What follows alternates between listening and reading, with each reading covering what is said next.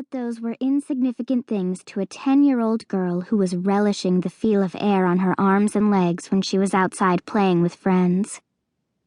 That's where we were when I had the first glimpse of the truth. Outside in the shade of a big tree, lazily tossing a ball between the three of us. Kobe, who was named Cobra, Tawny, and me, Nalah. Then the voice plodded by, her tunic sleeves and trousers full length, of course, since the sight of her fat limbs would offend the eye.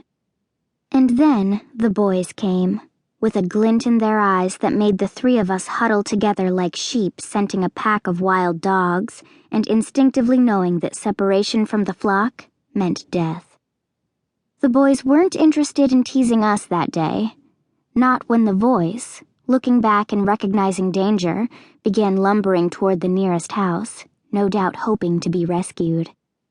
They moved too fast, surrounded her too quickly. "Aren't you hot?" they taunted the voice. "Aren't you hot, hot, hot? We'll help you cool off." They grabbed at her, pushed at her, and she kept turning, kept trying to move, no different from some poor, dumb beast, until one of them grabbed her hood and pulled it off, exposing her neck for the first time in our young memories. The boy scrambled away from her, silent and staring. Then she turned and looked at us girls, looked into my eyes. I didn't see a poor, dumb beast. There was intelligence in those eyes, as maimed as her body.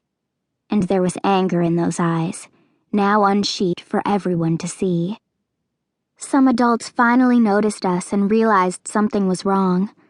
The murmur of concerned voices changed into a hornet's buzz of anger when the adults realized what we had seen, and why.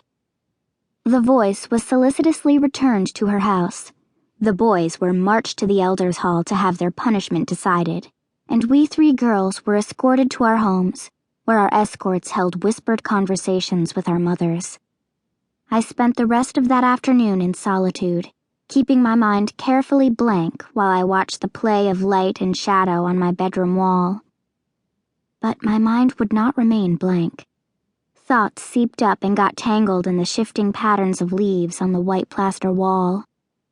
The voice had not been born mute.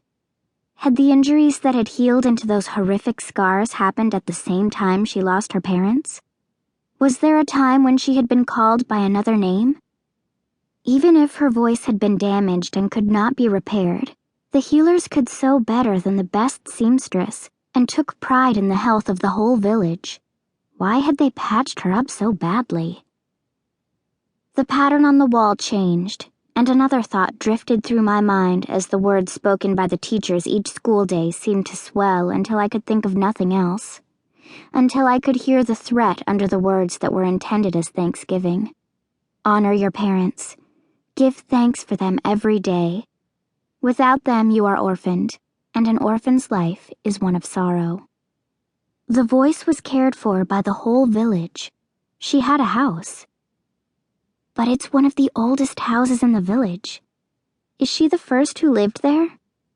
If you ask your mother or grandmother, will they admit that another mute orphan had lived there before? Everyone brought her food and treats. Even little children, helped by parents, presented her with treats. Did she ever truly want them? Why does she have those scars? I didn't have an answer. Didn't want an answer. I hurt for myself, and I hurt for the voice. An hour before dinner, I emerged from my room. My mother studied my face carefully, then said, "I'll make you a moody cake. You take it to the voice. You'll feel better." "No," I said, my voice rough, as if something were eating away at my throat. "I'll make it." Mother studied me a little longer, then nodded. "Very well, you're old enough." So I made the little moody cake while Mother went into the garden and made no comment about her dinner preparations being delayed.